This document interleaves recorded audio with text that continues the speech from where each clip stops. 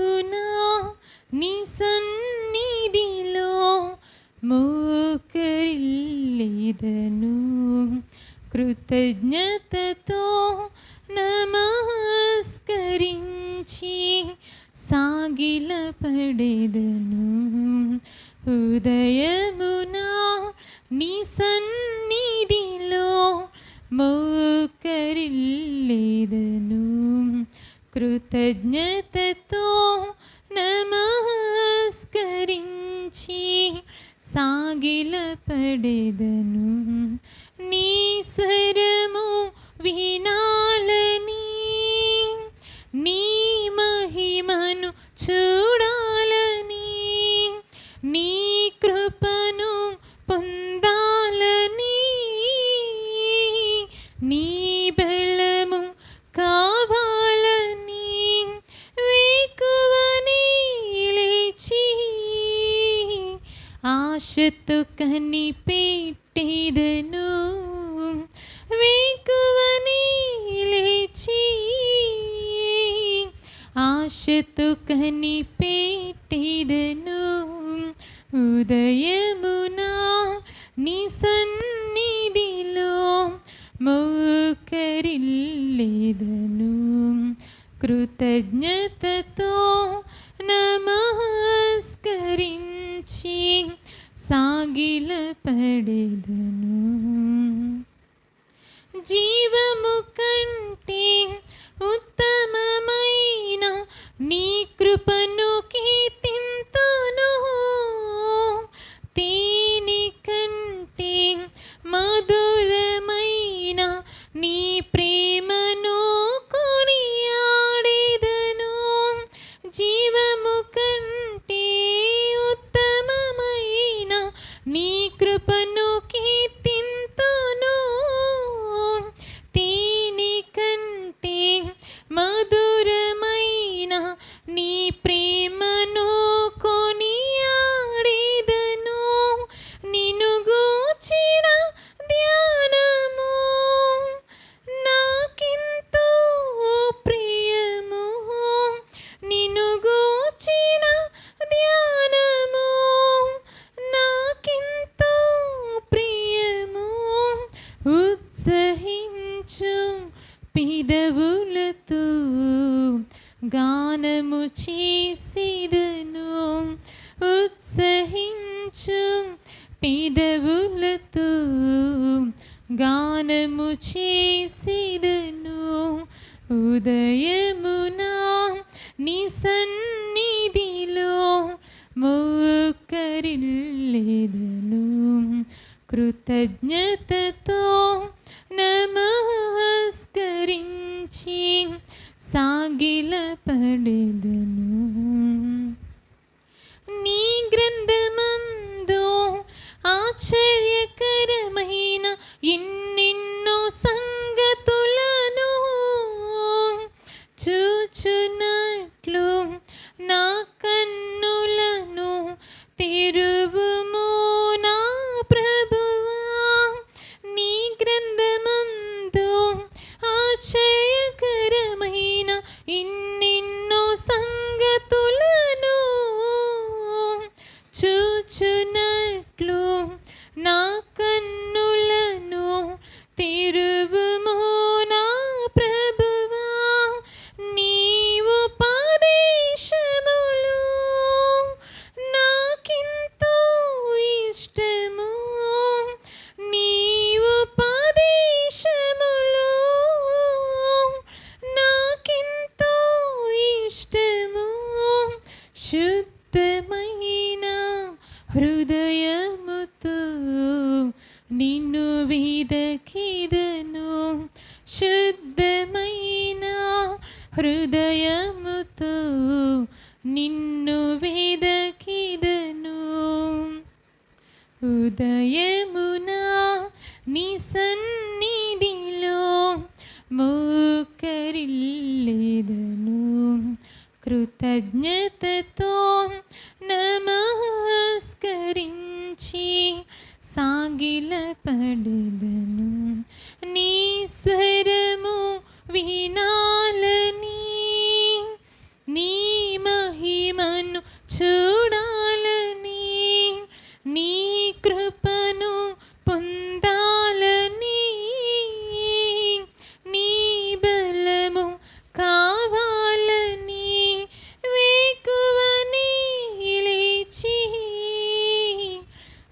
ఆశతో కనిపెట్టేదను వేకువనే లేచి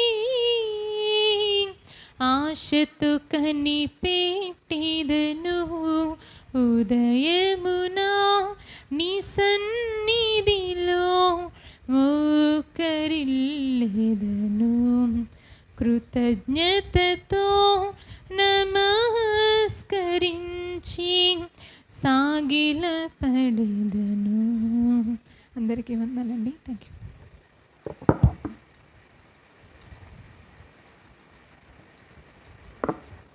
అందరికీ నా వందనాలండి.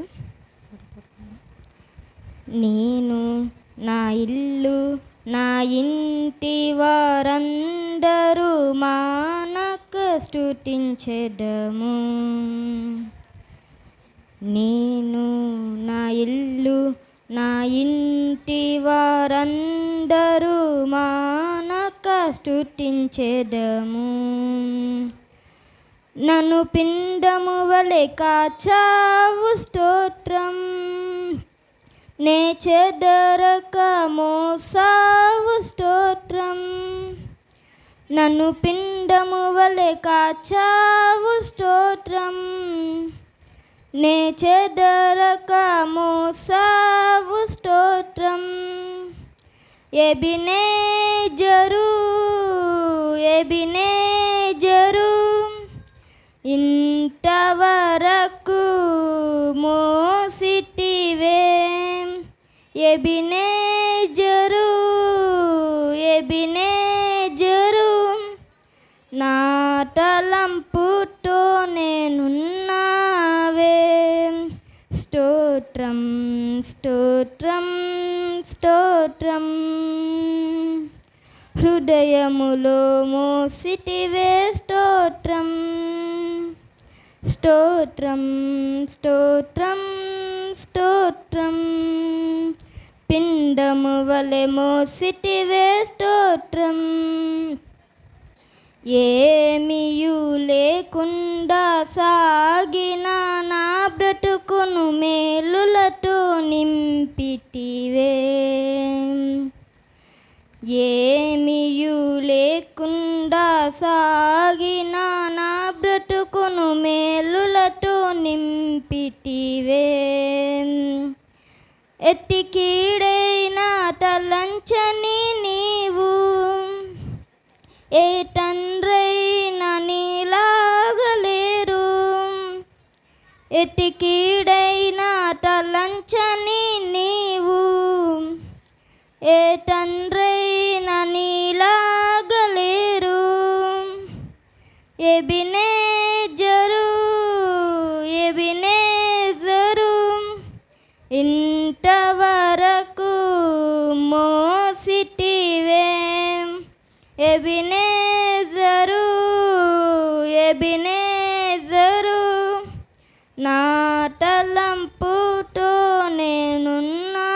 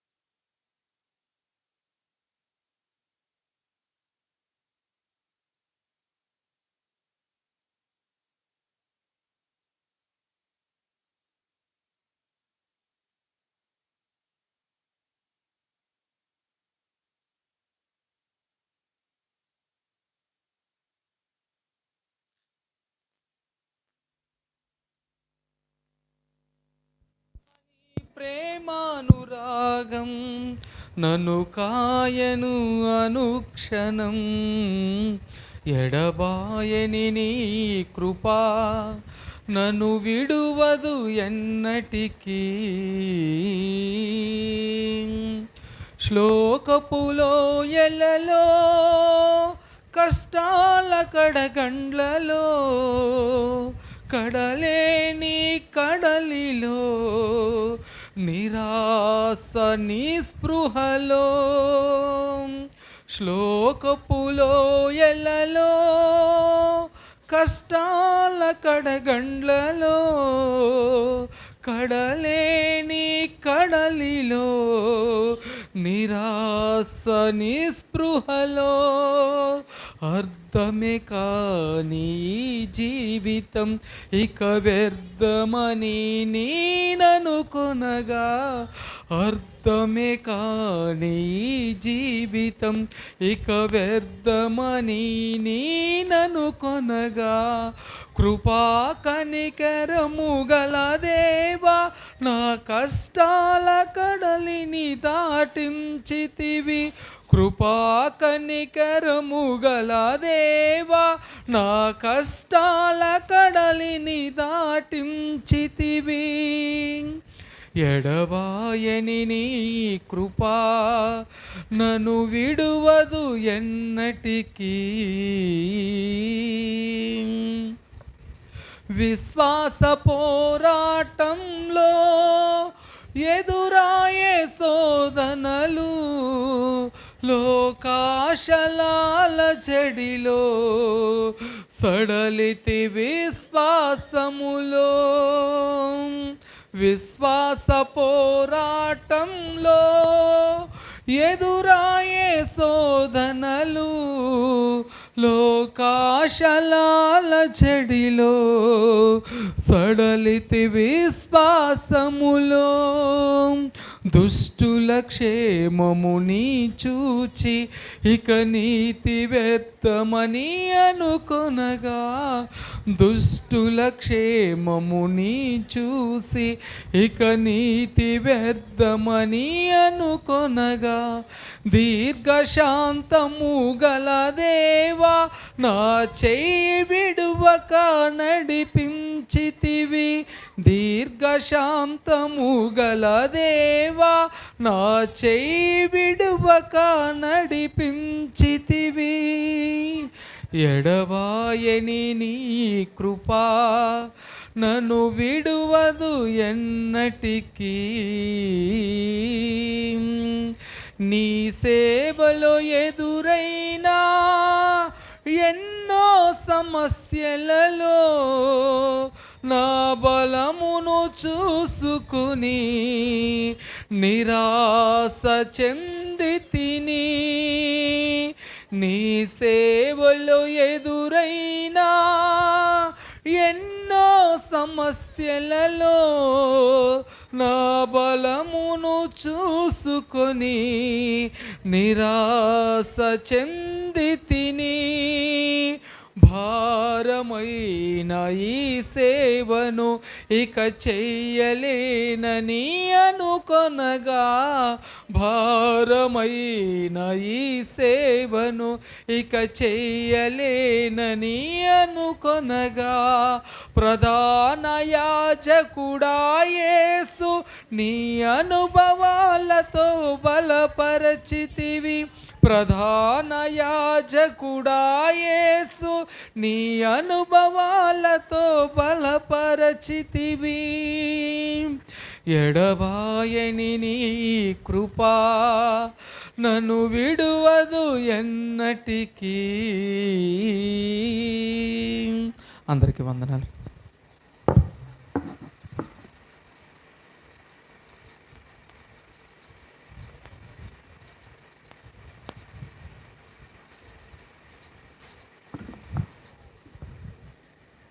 ఇప్పటివరకు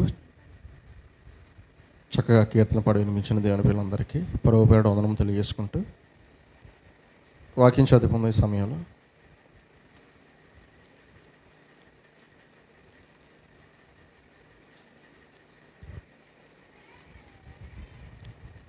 నిర్గమకాండము 13వ అధ్యాయం మొదటి నుండి చివరి వరకు.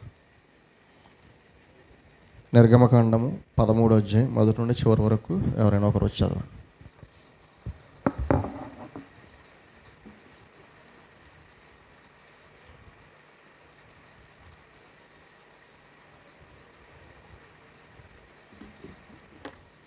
అందరికీ వందనాలండి. వాక్యం చదువుకుందాం. నిర్గమకాండం 13వ అధ్యాయం మొదటి నుంచి చివరి వరకు.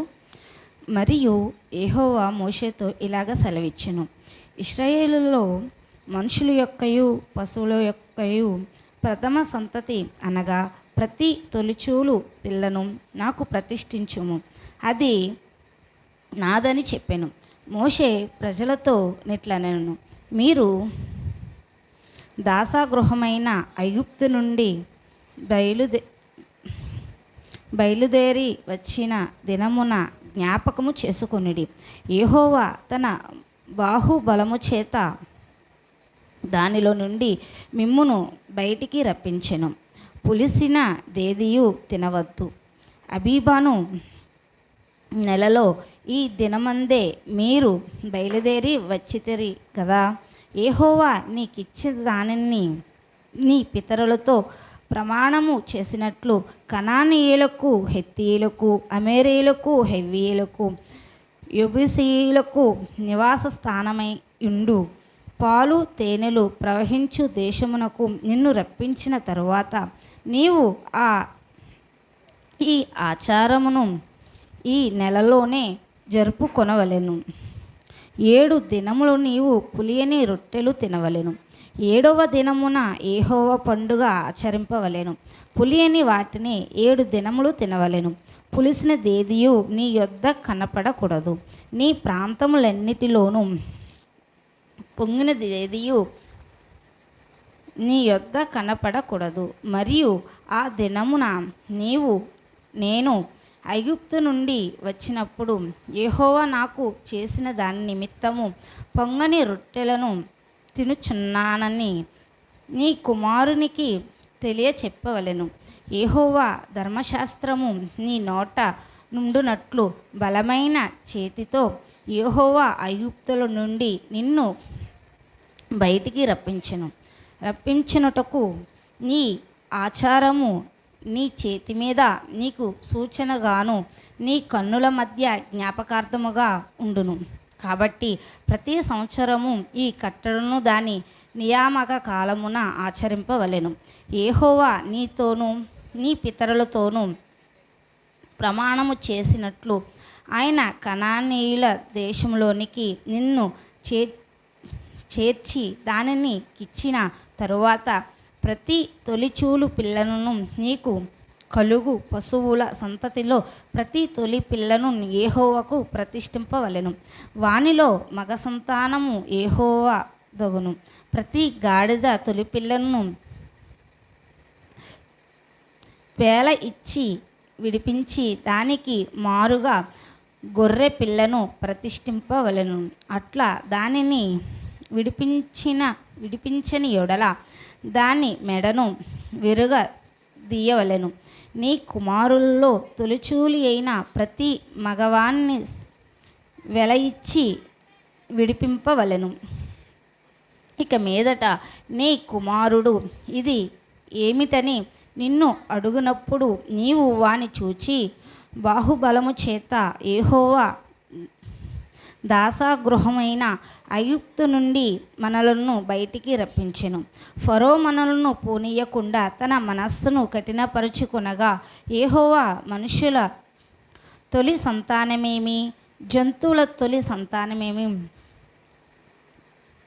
ఐగుప్తు దేశములో తొలి సంతానమంతయు సంహరించెను.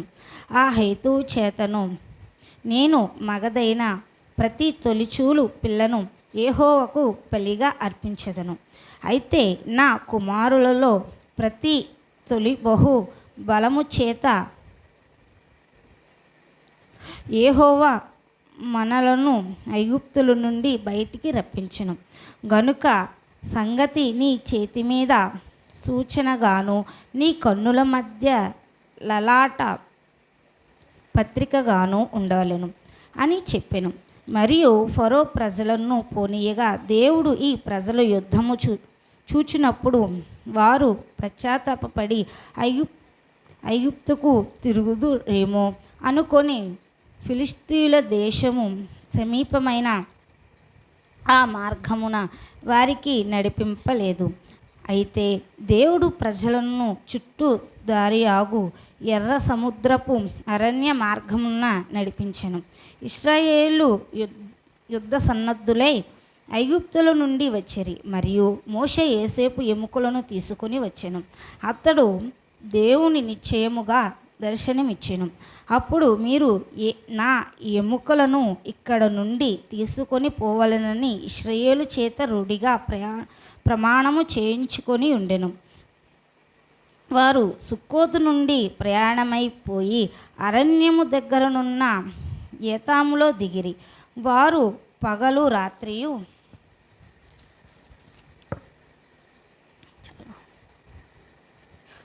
ప్రయాణము చేయనట్లుగా యెహోవా త్రోవలో వారిని నడిపించుటకై పగటివేళ మేఘస్తంభములోను వారికి వెలిగించుటకు రాత్రివేళ అగ్నిస్తంభములోను ఉండి వారికి ముందుగా నడుచుచూ వచ్చెను. ఆయన పగటివేళ మేఘస్తంభమునైనను రాత్రివేళ అగ్నిస్తంభమైనను ప్రజలందరూ నుండి తొలగింపలేదు. అందరికీ వందనాలండి.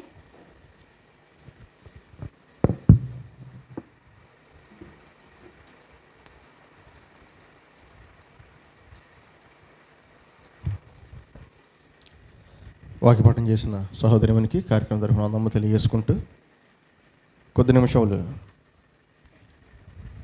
దేవుని వాక్యం మీద మనం శ్రద్ధ ఉంచి చక్కగా దేవుని వాక్యాన్ని మనం నేర్చుకోవడానికి ప్రయత్నం చేద్దాం. హృదయాన్ని స్థిరపరచుకొని దేవుని మాటల మీద ఆసక్తి పెంచుకొని శ్రద్ధతో దేవుని వాక్యాన్ని మనం వినాలి. అలాంటి మనస్సు హృదయంతో మనం దేవుని సన్నిధానంలో ఉండాలని మిమ్మల్ని అందరినీ కూడా ప్రేమపూర్వకంగా కోరుకుంటూ ఈ సమయాన్ని సహోదరునికి అప్పగిద్దాం.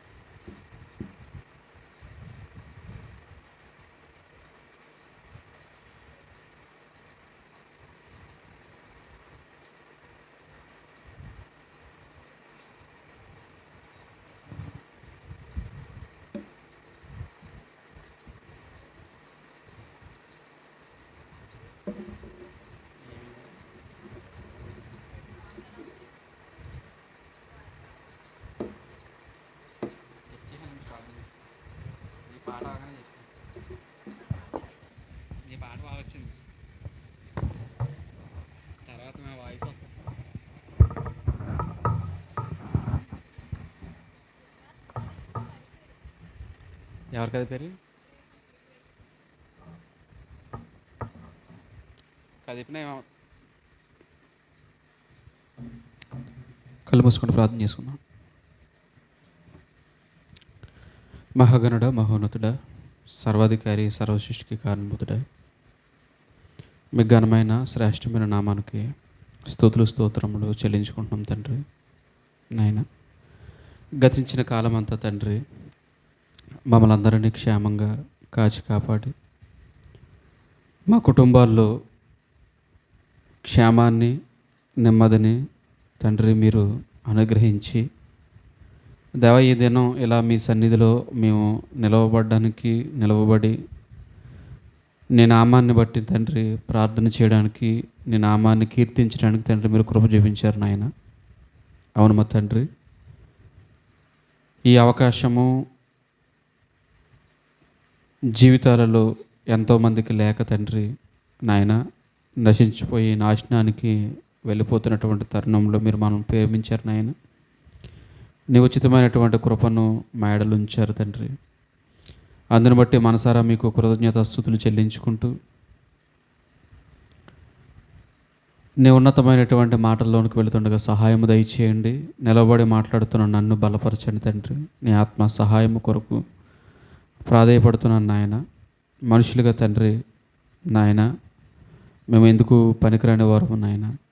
ఇదిగో తండ్రి, నిలవబడుటకు నీ మాటలను వివరించి చెప్పుటకు మీరే సామర్థ్యాన్ని అనుగ్రహింపచేసి తండ్రి, నీ విలువైనటువంటి మాటలను గ్రహించగలిగేటువంటి జ్ఞానమును మా అందరికీ అనుగ్రహింపచేయమని, విన్న మాటల ప్రకారంగా మేము బ్రతికి నీ మహిమ కొరకు జీవించడానికి సహాయము దయచేయమని కోరుకుంటున్నాం. కూడి వచ్చినటువంటి మమ్మల్ని అందరినీ మీ స్వాధీనంలో తీసుకుని మా ఆలోచనలు తలంపులు ఎటు వెళ్ళకుండా వాటికి నాయన కావలి పెట్టుకుని తండ్రి నీ మాటలను వినగలిగేటువంటి భాగ్యమును దయచేయమని కోరుకుంటూ యేసుక్రీస్తు వారి నామములో ప్రార్థనకు పెట్టుకుంటున్నాం పరమ తండ్రి. ఆమేన్. చక్కటి సమయాన్ని అనుగ్రహించినటువంటి మన కన్న తండ్రి అయినటువంటి దేవునికి, మన ప్రభు అయినటువంటి క్రీస్తు వారి యొక్క దివ్యనామంలో కృతజ్ఞతాస్తుతులు చెల్లించుకుంటూ కూడి వచ్చినటువంటి మీ అందరికీ కూడా మన రక్షకుడైనటువంటి క్రీస్తు వారి నామంలో వందనములు తెలియజేసుకుంటున్నాను. చక్కటి మాటను మనం ఆలోచన చేయొచ్చు. లోకసువార్తలో రాయబడినటువంటి మాట 17వ అధ్యాయములో రాయబడినటువంటి ఒక మాటను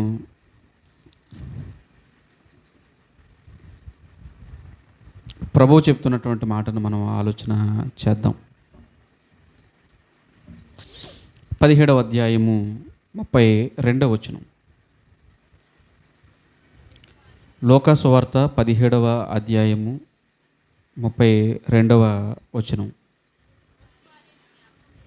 లోతు భార్యను జ్ఞాపకము చేసుకొనుడి. ఈ మాట వినగానే మనకి బాగా తెలుసు, పాత నిబంధనలో ఎక్కువగా మనము అబ్రహాం యొక్క చరిత్రను చూస్తున్నప్పుడు అక్కడ ఎవరు కనబడుతుంటారు అంటే లోతు గారు కనబడుతుంటారు. లోతు గారు మనకి ఆయన చూసినప్పుడు ఆయన నీతివంతుడుగా మనకి పరిశుద్ధ గ్రంథం ఆయన గురించి మాట్లాడుతుంది. ముఖ్యంగా సందర్భాన్ని కనుక అర్థం చేసుకుంటే ఈ మాట ఎవరు మాట్లాడుతున్నారు అంటే ఎవరు మాట్లాడుతున్నారు? యేసుక్రీస్తు ప్రభుల వారు మాట్లాడుతున్నారు. ఈ మాట లోతు భార్యను జ్ఞాపకం చేసుకోండి అనేటువంటి మాట ఎవరు మాట్లాడుతున్నారంటే యేసుక్రీస్తు ప్రభుల వారు మాట్లాడుతున్నారు. ఏ పరిస్థితుల్లో మాట్లాడుతున్నారంటే ఆయన రాకడ గురించినటువంటి సందర్భం వచ్చినప్పుడు ఆ పరిస్థితులు అక్కడ ఎలా ఉంటాయి అనేటువంటి విషయాన్ని ఆయన అక్కడ జ్ఞాపకం చేస్తున్నాడు. మనుష్య కుమారుడు రాకడ దినములు ఎలా ఉంటాయని చెప్పేసి శిష్యుల్ని వచ్చి అడుగుతున్నారు. ఎందుకంటే తాను భూమి మీద బ్రతికుండగానే ఆయన రెండవ రాకడ గురించి అనేకమైనటువంటి విషయాలు ఆయన మాట్లాడు ప్రేమైనటువంటి దేవుని వర్లారు. ఒక రాకడ మనిషికి రక్షణ అనుగ్రహిస్తే మరొక రాకడ మనిషిని నిత్య జీవంలోనికి తీసుకుని వెళుతుంది. ఒకసారి ఆయన ఈ లోకానికి వచ్చి మన పాపముల నిమిత్తము ఆయన ప్రాణము పెట్టి మనల్ని రక్షించాడు. రెండవసారి ఆయన వచ్చిన తర్వాత ఎవరైతే ఆ రక్షణలో ఉన్నారో వారిని తీసుకుని వెళ్ళి పరలోకములోనికి వారిని కూర్చోండబెట్టబోతున్నాడు. ఆయన వచ్చేటప్పటికి ఎలా ఉండాలి అని ఆ పరిస్థితులను గురించి మాట్లాడుతూ ఇదిగో ఆయన రాకడలో అక్కడ ఉన్నటువంటి సందర్భాలను ప్రస్తావిస్తున్నాడు. ఇదిగో మీరు నోవహు దినాలలో జరిగినట్టుగానే మనుష్య కుమారుని యొక్క రాకడ జరుగుతుంది. లోతు దినాలలో జరిగినట్టుగానే మనుష్య కుమారుని యొక్క రాకడ జరుగుతుంది అని ఇదిగో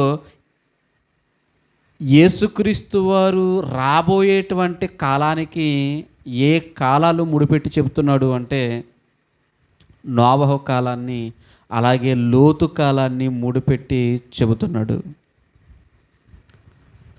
లోతు కాలంలో ఏం జరిగింది, నోహు కాలంలో ఏం జరిగింది, ఈ కాలానికి ముడిపెట్టి మనుష్య కుమారుడి యొక్క కాలంలో కూడా అదే జరుగుతుంది అనేటువంటి విషయాన్ని ఇక్కడ జ్ఞాపకం చేస్తున్నట్టు ప్రియమైనటువంటి దేవుని వల్లరా.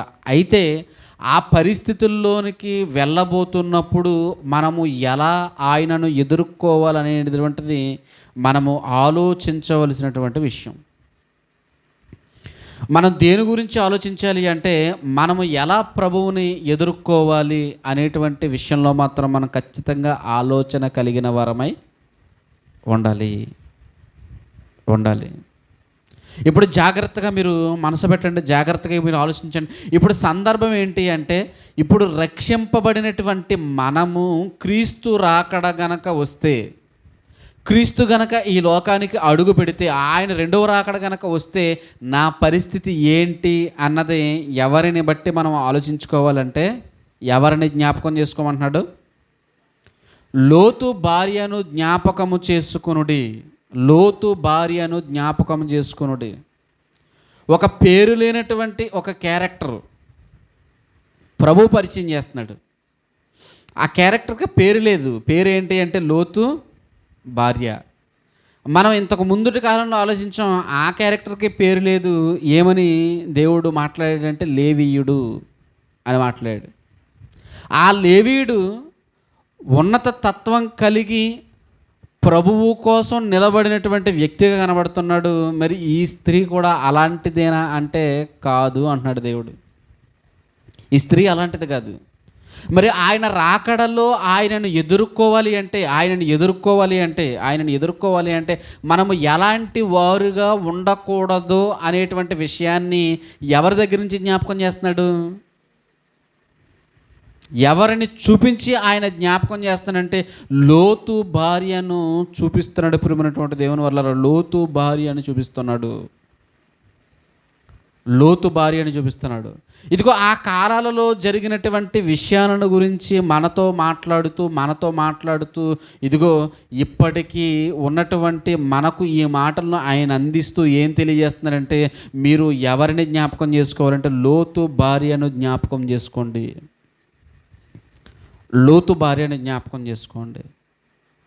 ఎందుకంటే సొదొమలో ఉన్న ఆమె నశించిపోయేది. ఇదిగో అలాంటి మనస్తత్వం కలిగిన ఆవిడ బయటికి వచ్చిన తర్వాత కూడా మార్గం మధ్యలోనే ఏమైంది? ఉప్పు స్తంభముగా మారిపోయింది. మన విశ్వాసం అనేది మనం జాగ్రత్తగా ఆలోచించుకోవలసినటువంటి అవసరం ఉంది. ఎందుకంటే దేవుణ్ణి నమ్ముకున్న తర్వాత, దేవుణ్ణి విశ్వసించిన తర్వాత, ఆ విశ్వాసం అనే దానిని గనక కాపాడుకోకపోతే నువ్వు లోకములో ఉన్న నశించిపోతావు. అలాగే ఇదిగో నువ్వు రక్షింపబడ్డాను, నేను సంఘములో కూర్చుంటున్నాను, నేను పాటలు పాడుతున్నాను, లేదంటే నేను ప్రార్థన చేస్తున్నాను, నేను దైవ సన్నిధిలో ఉన్నాను అనుకుని ఆ ఆలోచనలు గనక మనలో ఉంటే ఎక్కడ ఉన్న మనం కూడా ఏమైపోతామంటే నశించిపోతాము. ఇప్పుడు అక్కడ నుంచి బయటకు వచ్చి ఆవిడకు ఉపయోగం లేదు, లోకంలో నుంచి సంఘంలోనికి వచ్చి మనకు కూడా ఎటువంటి ఉపయోగము ఉండదు. ప్రియమైనటువంటి దేవుని వల్ల ఇప్పుడు ఆవిడ జీవితంలో నుండి తీసుకోవలసినటువంటి కొన్ని విషయాలను మనం ఆలోచిస్తూ మన జీవితాలు ఏ విధంగా ఉన్నాయి అన్న వాటిని మనం పరీక్షించుకోవాలి. ప్రియమైనటువంటి దేవుని వల్ల ఆలోచించండి, ఒకసారి అర్థం చేసుకోండి. ఇప్పుడు ఆ సొదొమ గొమొర్రా పట్టణాల్లో ఉంటే ఆమె జీవితం భస్మమై బూడిదైపోయేది. అలాగని చెప్పేసి వెలుపలకు వచ్చిన తర్వాత ఏమైనా ఆమె బ్రతికి బట్టగట్టగలిగిందా అంటే ఆయన చెబుతున్నాడు, ఇదిగో ఆమె ఉప్పు స్తంభంగా మారిపోయింది. అక్కడ ఉన్న ఉపయోగం లేదు, బయటకు వచ్చిన తర్వాత కూడా ఉపయోగం ఏమీ లేదు. సొదొమ గొమొర్రా పట్టణాల్లో ఉన్న ఉపయోగం లేదు, బయటకు వచ్చిన తర్వాత కూడా ఉపయోగం లేదు. ఎవరి వలన అంటే అలాంటి వారి వలన ఉపయోగం లేదని దేవుడు మాట్లాడుతున్నాడు. ప్రియమైనటువంటి దేవుని వల్ల దేవుడు తెలియజేస్తున్నాడు. ఎందుకు ఉపయోగం లేనటువంటి జీవితాలు ఎందుకు చెప్పండి? పిల్లల మీద పెట్టుబడి పెడుతుంటాం, వారిని చదివించడానికి వేల రూపాయలు మనం ఏం చేస్తామో తెలుసా? ఖర్చు పెడతాం, వేల రూపాయలు ఖర్చు పెడతాం. వాడికి ఆ మెయింటెనెన్స్ కనుక మీరు ఆలోచించండి. ఉదయం లెగ్గానే వాడిని లెగ్గొట్టి వాడిని బ్రష్ చేయించి ఆడికి టిఫిను, ఆ టిఫిన్ కూడా ఎలాంటిది పెట్టాలి, వాడికి నచ్చింది టిఫిన్ పెట్టి ఏండి, వాడికి బట్టలు తొడిగించి యూనిఫామ్ ధరింపజేసి ఏండి, బెల్ట్ పెట్టి టై కట్టి ఏంటి చక్కగా రెడీ చేసి ఏండి వాడిని స్కూల్కి పంపిస్తూ ఉంటాం. వెళ్ళేటప్పుడు బ్యాగ్లో ఆ పుస్తకాలు చూస్తే నిజంగా ఒకనాడు కాలేజీకి వెళ్ళేవాడు కూడా అన్ని పుస్తకాలు పట్టుకెళ్ళేవాడు కాదు. కాలేజీకి వెళ్ళేవాడు కూడా అన్ని పుస్తకాలు పట్టుకెళ్ళేవాడు కాదు. కానీ వీడు స్కూల్ టైంలోనే ఏం చేస్తున్నాడు, ఇన్ని పుస్తకాలు పట్టుకొని వెళ్ళి వీడు ఏం చేస్తున్నాడంటే నిజంగా చదవడానికి వెళుతున్నట్టుగా మనకు కనబడుతుంటాడు. కానీ రిజల్ట్ వచ్చేసరికి ఏమనిపిస్తుంది చెప్పండి? ఫెయిల్ అయ్యాడు అనుకోండి, ఏమనిపిస్తుంది చెప్పండి? అదేదో ముందల నుంచి నువ్వు ఏదో పని నేర్చుకున్నా బాగుండ్రా బాబు, ఎందుకురా నా చేత ఎంత పెట్టుబడి పెట్టించి నువ్వేం చేసావు, ఇప్పుడు ఎంత పెట్టుబడి పెట్టించి నువ్వేం చేసావు, మరలా ఏమంటున్నావు నువ్వేమో, ఇదిగో యూనిఫామ్ అంటున్నావు, స్కూలు ఇగో బుక్స్ అంటున్నావు, ఇతరత్ర కార్యక్రమాలు అంటున్నావు, మధ్య మధ్యలో ఎగ్జామ్స్ అంటున్నావు. ఇలాగా కొన్ని ఇగో ఎన్నో విషయాలలో వారిని మనం జాగ్రత్తగా చూసుకుంటూ జాగ్రత్తగా కావలసిన వాటిని అన్నింటినీ కొనిపెడుతూ ఆరోగ్యంగా ఉండాలని వాడికి ఫ్రూట్స్, ఆరోగ్యంగా ఉండాలని వాడికి బూస్టు అండి, ఇలా ఎన్ని రకాలుగా చూడండి, ఎన్ని రకాలుగా మనం వారి మీద ఎంత పెట్టుబడి పెడుతుంటాం కదా. ఎంత పెట్టుబడి పెట్టిన తర్వాత రిజల్ట్ సమయం వచ్చేసరికి ఆ అనుకున్నటువంటి రిజల్ట్ రాలేదనుకోండి, ఆ ఉత్తీర్ణత సాధించలేదనుకోండి, ఏమనిపిస్తుంది చెప్పండి? పెట్టిన పెట్టుబడి అంతా ఏమవుతుంది?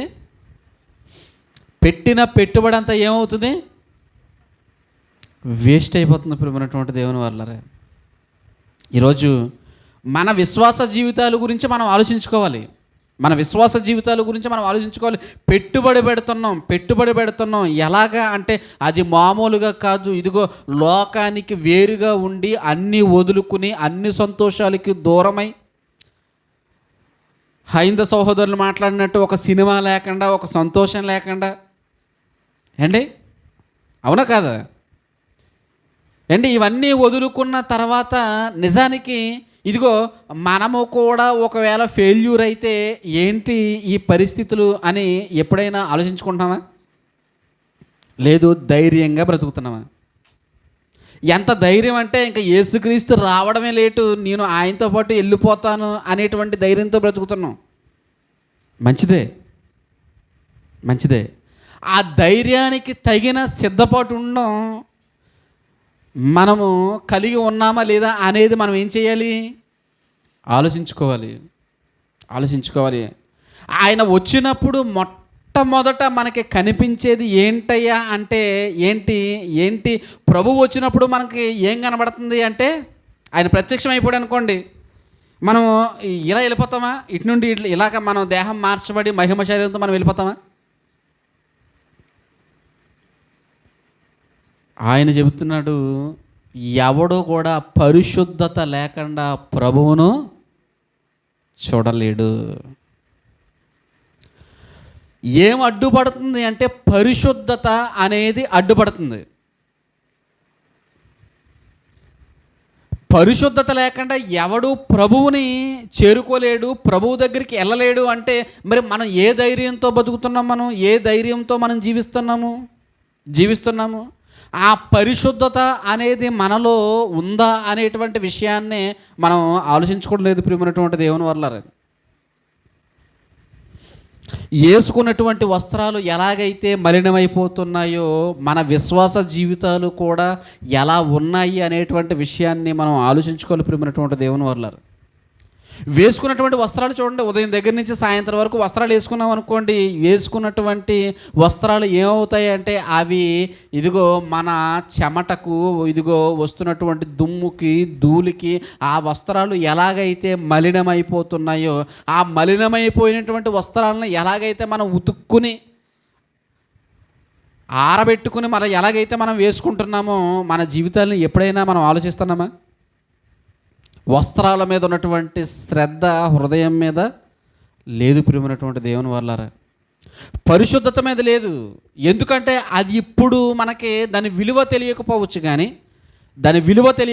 కానీ ఒకరోజు ఇదిగో ప్రభువుని ఎదుర్కొనేటప్పటికీ ఆయన చూస్తే, మనల్ని చూసుకున్న తర్వాత మనకేమనిపిస్తుందంటే ఈయనతో వెళ్ళడానికి నా జీవితం సరిపోతుందా అని అనిపిస్తుంది ప్రియమైనటువంటి దేవుని వాళ్ళారా. ఈయనతో ఉండడానికి నా జీవితం సరిపోతుందా అని అనిపిస్తుంది. మనకే గిల్టీగా మనం ఫీల్ అవుతాము.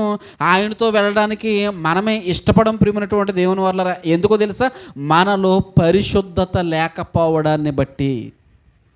ఆ పరిశుద్ధత అనేది ఎలా వస్తుంది అంటే, మన దైనందిన జీవితంలో వాక్యం వింటున్న తర్వాత మనము బ్రతకవలసినటువంటి రీతిలో బ్రతకకుండా ఆ వాక్యాన్ని పక్కన పెడితే మన జీవితాలలో కూడా ఏ మురికి అంటుకుంటుందంటే, పాపం అనేటువంటి మురికి మన జీవితాల్లో ఉంటుంది. ఇదిగో దానిని పట్టుకుని క్రీస్తు దగ్గరికి వెళ్ళేటప్పటికీ, ఆయనను ఎదుర్కొనేటప్పటికీ అన్నీ గుర్తొచ్చేస్తూ ఉంటాయి ప్రియమైనటువంటి దేవుని వల్ల. అన్నీ గుర్తొస్తాయి. నేను ఎలా ఉండేవాడిని కదా, ఇదిగో రక్షణ తీసుకున్న తర్వాత నేను ఎలా ఉన్నాను, ఏంటి నా జీవితం ఏంటి, ఇవన్నీ గుర్తొస్తాయి. ఇవన్నీ గుర్తొచ్చిన తర్వాత అప్పుడు ఆయన పాదాల మీద పడితే ఉపయోగం ఏమీ లేదు ప్రియమైనటువంటి దేవుని వాళ్ళరా. అందుకే ఈ సంగతులన్నిటినీ కూడా ఆయన మాట్లాడుతూ ముందుగానే మనల్ని సరిచేసుకోవడానికి జీవవాక్యం అనే దానిని మన చేతికిచ్చాడు ప్రియమైనటువంటి దేవుని వాళ్ళరా. జీవవాక్యం అనే దానిని మన చేతిలో పెట్టాడు. ఆ చేతిలో పెట్టినటువంటి వాక్యాల ద్వారా ప్రభు మాట్లాడుతున్నాడు. ఆ మాటల ద్వారా నువ్వేం చేయాలంటే నీ పాపాన్ని విడిచిపెట్టి పరిశుద్ధత వైపు నీ అడుగులు వేయాలి. పరిశుద్ధులుగా మారడానికి ప్రయత్నం చేయాలి. ఈ ప్రయత్నంలో కనుక ఓడిపోతే నువ్వు గుర్తు చేసుకోవలసినటువంటి ఒక క్యారెక్టర్ ఉంది. ఆ వ్యక్తిని గురించి చెబుతున్నాడు ప్రియమైనటువంటి దేవుని వాళ్ళారా. మొదట వెళ్ళిన వాడికి బహుమానం ఉంది. ఆ బహుమానాన్ని సంపాదించిన వాడికి ఏముంది అంటే అవమానం ఉంది. నీ పందె పరంగంలో నువ్వు విజయం సాధించక నీ కొరకు బహుమానం ఉంది. కానీ ఆ బహుమానాన్ని కనుక దక్కించుకోలేదనుకో, నీవు అవమానముగా నీ జీవితం మారిపోతుంది అనేటువంటి విషయాన్ని మనం గుర్తించాలి ప్రియమైనటువంటి దేవుని వాళ్ళారా. మనం గుర్తించాలి.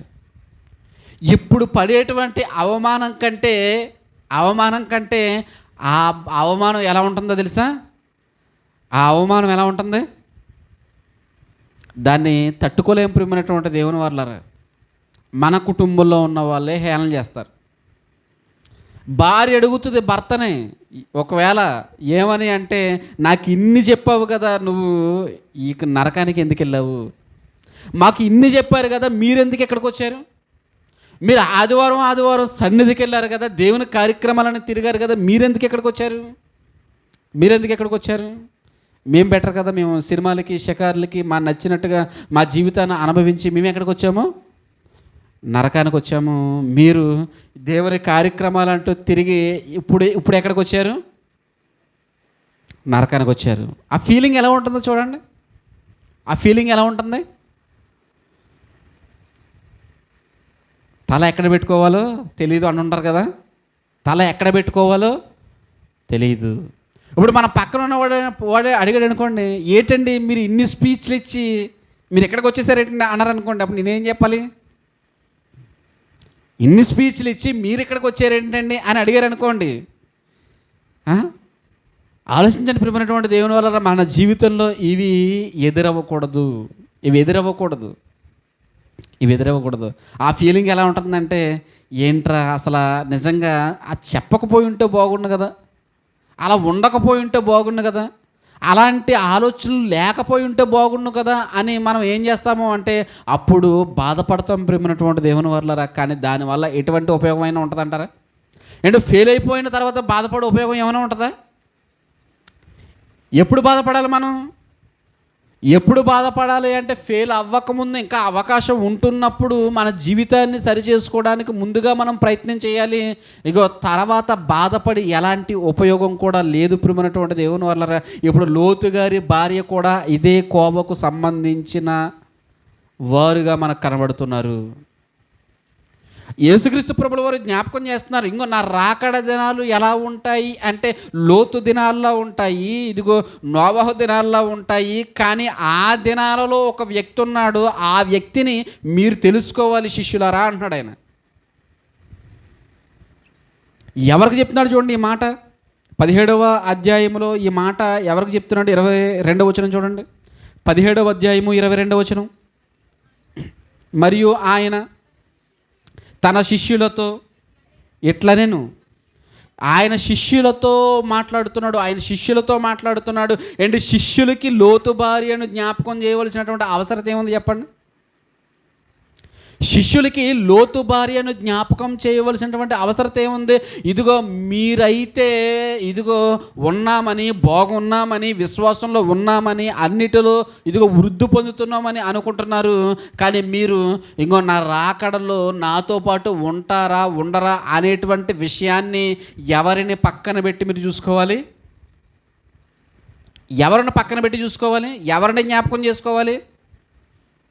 ఎవరిని జ్ఞాపకం చేసుకోవాలి? మనం ఉంటాం ఏంటి, టాలెంట్ ఉన్నవాడిని జ్ఞాపకం చేసుకోవాలని చెప్పేసి. మంచిదే, టాలెంట్ ఉన్నవాడిని ఏం చేయాలి? జ్ఞాపకం చేసుకోవాలి. మనం కూడా చెప్తుంటాం, ఒరే బాగా చదువుకునేవాడి పక్కనే మీరు ఏం చేయండి, కూర్చోండి అంటాం. పిల్లలకి చెప్తుంటాం కదా, ఏమని చెప్తుంటాం అంటే బాగా చదివేవారి పక్కనే కూర్చోండి, మంచి ప్రవర్తన కలిగిన వారి పక్కనే కూర్చోండి. ఏంటి? బూతు మాట్లాడేవారితోని, లేదంటే చెడు స్నేహాలతో, లేదంటే చెడు వ్యసనాలతో ఉన్నవాడి పక్కన కూర్చోవడానికి మన పిల్లలకి ఆ మాటలు చెప్పం ప్రేమైనటువంటి దేవుని వాళ్ళ. ఆయన చెబుతున్నాడు ఏంటి అంటే, ఇదిగో శిష్యులారా మీరు ఎవరిని జ్ఞాపకం చేసుకోవాలి అంటే లోతు భార్యను మీరు జ్ఞాపకం చేసుకోండి. లోతు భార్యని జ్ఞాపకం చేసుకోండి. ఒక మంచివాడిని జ్ఞాపకం చేసుకోమంటున్నాడు. నీతివంతుణ్ణి జ్ఞాపకం చేసుకునుట ఆశీర్వాదకరం. ఆయన నీతివంతుల్ని జ్ఞాపకం చేసుకోమంటున్నాడు. మరి ఎవరిని జ్ఞాపకం చేసుకోమనంటే లోతు భార్యను కూడా జ్ఞాపకము చేసుకోండి అంటున్నాడు. లోతు భార్యను కూడా జ్ఞాపకం చేసుకోండి. అసలు ఏం జరిగింది, ఆమె యొక్క వ్యక్తిత్వం ఏంటి అని మనము నిజంగా ఆలోచన చేయగలిగితే కొన్ని సంగతులు ఆమె గురించి ఆలోచించవలసినటువంటి అవసరత ఉంది ప్రేమైనటువంటి దేవుని వల్ల. ఆది కాండము 12వ అధ్యాయము ప్రారంభం నుండి మనం చూడగలిగితే ప్రేమైనటువంటి దేవుని వల్ల ఇక్కడ మనం చూడగలిగితే అబ్రహాముని దేవుడు పిలుస్తున్నట్లుగా మనకి కనబడుతుంది. 4వ వచనం చూద్దాం. 12వ అధ్యాయము 4వ వచనము. యెహోవా అతనితో చెప్పిన ప్రకారము అబ్రహాము వెళ్ళెను, లోతు అతనితో కూడా వెళ్ళెను. చరిత్రలో మనం చూసినప్పుడు అబ్రహాముని దేవుడు పిలిచాడు. అబ్రహామును పిలిచిన తర్వాత ఎవరొచ్చారు అంటే ఇదిగో అబ్రహాము భార్య, ఇదిగో అబ్రహాము గారి యొక్క తండ్రి అండి. అలాగే మరొక వ్యక్తి కదిలొచ్చాడు. ఆయన ఎవరు అంటే లోతు గారు. అప్పుడుకి ఆయనకి వివాహం కాలేదు. అప్పటికి ఆయనకి వివాహం కాలేదు. కాబట్టి ఎవరెవరు వచ్చినట్లుగా మనకి రాయబడింది అని మనం ఆలోచన చేయగలిగితే ప్రియమైనటువంటి దేవుని వాళ్ళారా, ఇదిగో వారు మాత్రమే ఇదిగో ఎక్కడి నుంచి ప్రయాణం ప్రారంభించారు అంటే ఇదిగో మెసొపొతేమియా ప్రదేశం నుండి హారానికి వచ్చారు. హారాన్లో ఉంటున్నప్పుడు మరలా దేవుడు మాట్లాడాడు. అక్కడ నుండి ఇదిగో వీరు అక్కడ నుండి మరలా దేవుడు వెళ్ళమన్న తర్వాత కానాను దేశానికి వీరు ప్రయాణించిన తర్వాత ఇదిగో లోతు వివాహం చేసుకున్నాడు. ఇక్కడ మనకేంటి అంటే ముందు నుండి ఉన్నటువంటి ఈ వ్యక్తిత్వాలు మనకు వేరుగా కనబడుతున్నాయి, వీరి యొక్క లక్షణాలు వేరుగా కనబడుతున్నాయి. కానీ ఇదిగో మధ్యలో వచ్చినటువంటి ఈ స్త్రీ ఎవరైతే ఉన్నారో, లోతు భార్య ఎవరైతే ఉన్నారో, ఆమె యొక్క లక్షణాలు వేరుగా కనబడుతున్నాయి, వేరుగా కనబడుతున్నాయి. మీరు ఆలోచించండి ప్రియమైనటువంటి దేవుని వాళ్ళారా, ఆలోచించండి. మన భార్యకు మనం దేవుని మాటలు చెప్తుంటాం, మన భర్తకు మనం దేవుని మాటలు చెబుతుంటాం. కానీ ఇదిగో వారు రక్షణలోనే ఉంటారనుకుంటాం, కానీ వారు ఇదిగో పరలోకానికి వస్తారా రారా అన్న విషయం ఇదిగో చివరిదాకా తెలియదు ప్రియమైనటువంటి దేవుని వాళ్ళారు. ఎప్పటిదాకా తెలియదు? చివరిదాకా ఆ మనసు అనేది బయటపడదు, ఆ మనసు అనేది బయటపడదు. నీతిమంతుడైనటువంటి లోతు అని లోతుని గురించి మాట్లాడిన తర్వాత, లోతు విశ్వాసం కలిగిన వాడు, ప్రేమ కలిగిన వాడు, క్షమాగుణం కలిగిన వాడు, దాతృత్వం కలిగిన వాడు, ఆతిథ్యం ఇచ్చేవాడు అని లోతును గురించి అనేకమైనటువంటి విషయాలు మనం ఆలోచిస్తున్నప్పుడు, ఇదిగో ఎందును బట్టి అతని యొక్క భార్య అతనితో పాటు ప్రయాణించింది, ఆమె మనసు ఎలాగుంది అనేటువంటి విషయం ఎప్పటిదాకా బయలుపడలేదు అంటే ఆదికాండము 19వ అధ్యాయం ప్రియమైనటువంటి దేవుని వాళ్ళ 19వ అధ్యాయము 23వ వచనం దగ్గర నుంచి చూడండి.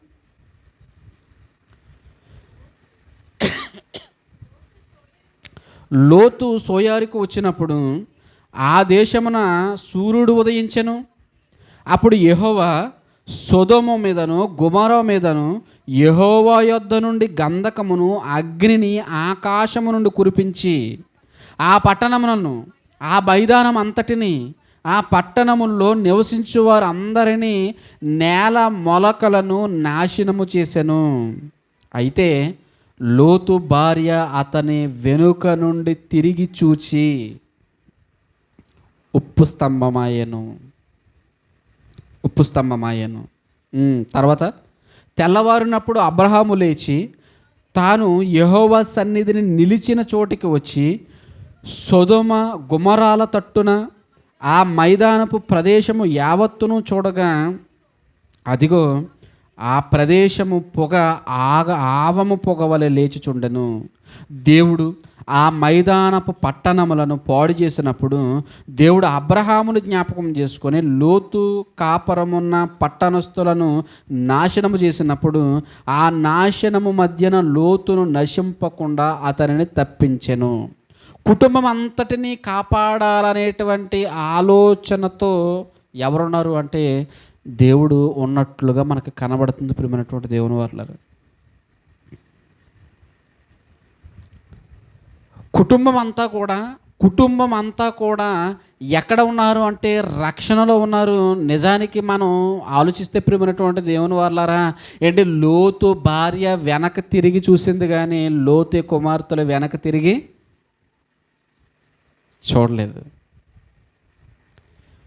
విచిత్రమైనటువంటి పరిస్థితులు ప్రియమైనటువంటి దేవుని వాళ్ళారా, విచిత్రమైన పరిస్థితులు ఏంటంటే లోతు భార్య వెనక్కి తిరిగి చూసింది, ఉప్పు స్తంభం అయిపోయింది. కానీ ఇదిగో లోతు కుమార్తెలు మాత్రం ఎవరి అడుగు జాడల్లో నడుస్తున్నారు అంటే ఇదిగో తమ తండ్రి అడుగు జాడల్లో నడుస్తూ ఒక చిన్న ఇదిగో ప్రదేశానికి వెళ్ళిపోయారు, చిన్న ఊరికి వెళ్ళిపోయారు, సోయరు అనేటువంటి ఊరికి వెళ్ళిపోయారు.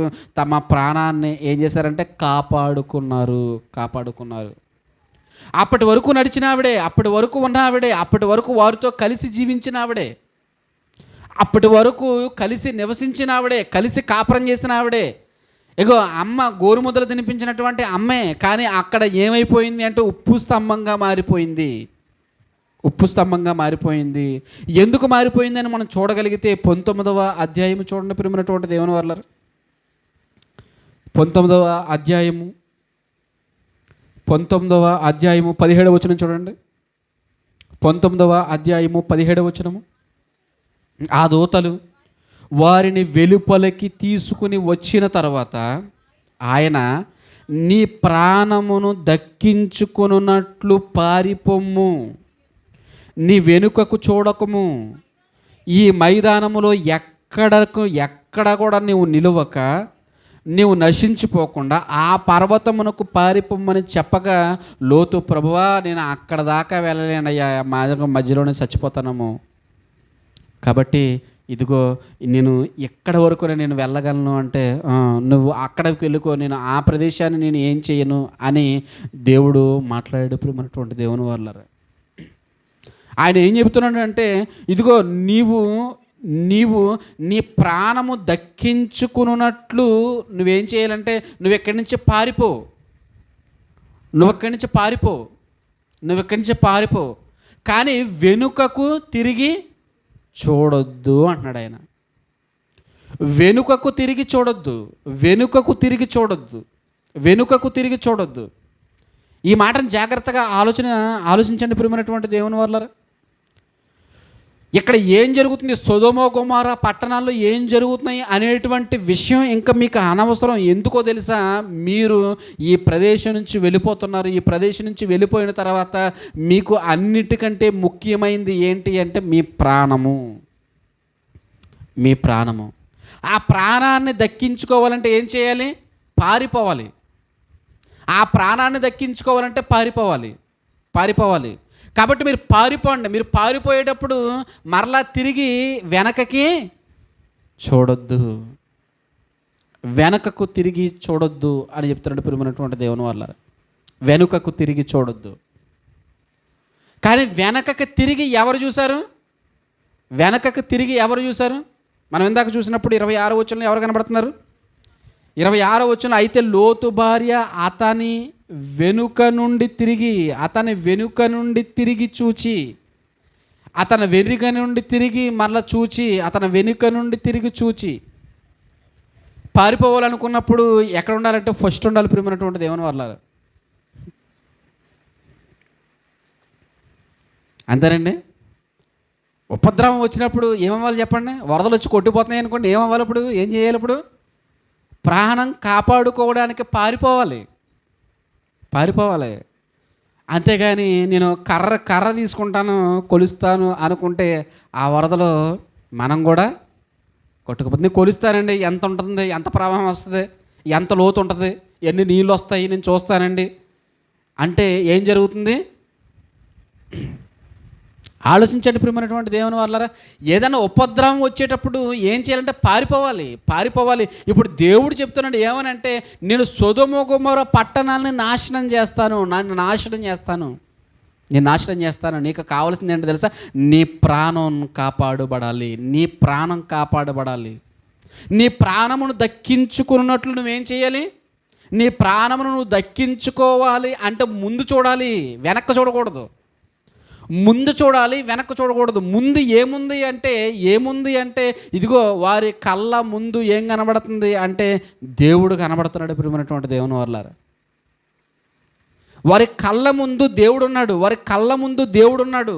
ఎందుకంటే ప్రాణమును కాపాడేది ఎవరు అంటే దేవుడు ప్రియమైనటువంటి దేవుని వాళ్ళారా. ఆ దేవుడు వారికి ఛాన్స్ ఇచ్చాడు. ఛాన్స్ ఇచ్చిన తర్వాత ఏం చేయాలి? అవకాశం ఇచ్చిన తర్వాత ఏం చేయాలి? వినియోగించుకొని తమ ప్రాణాన్ని కాపాడుకోవడానికి ఏం చేయాలి తెలుసా? పరుగులు పెట్టాలి ప్రియమైనటువంటి దేవుని వాళ్ళారా. పరుగులు పెట్టాలి. అప్పుడు కూడా ఇంకా నీరసంగా అన్నాం అనుకోండి, అప్పుడు కూడా ఇంకా లేజినెస్ మనం కలిగి మనం ఉన్నాం అనుకోండి, ఇంకా బద్ధకంగా ఉన్నాం అనుకోండి, అటువంటి పరిస్థితుల్లో కూడా అప్పుడు ఏం జరుగుద్ది చెప్పండి? ఆ పట్టణాలతో పాటు వారు కూడా నాశనం అయిపోయి ఉండుదురు ప్రియమైనటువంటి దేవుని వాళ్ళారా. నాశనం అయిపోయి ఉందరు. ఇప్పుడు ఈ ఉపద్రవం నుంచి తప్పించుకోవాలి అంటే వెనకకి తిరిగి చూడకుండా ముందుకు పారిపోవాలి. ముందుకు పారిపోయేటువంటి క్రమంలో ఎక్కడికి చూడకూడదు? వెనక్కి చూడకూడదు. ఈ మాట మన విశ్వాస జీవితంలో ఎప్పటికప్పుడు మనం చూసుకోవలసినటువంటి అవసరం ఉంది ప్రియమైనటువంటి దేవుని వాళ్ళారా. విశ్వాస జీవితంలో ఆయన చెబుతున్నాడు, నువ్వు వెనకకు చూడకు అని చెప్తున్నాడు ఆయన.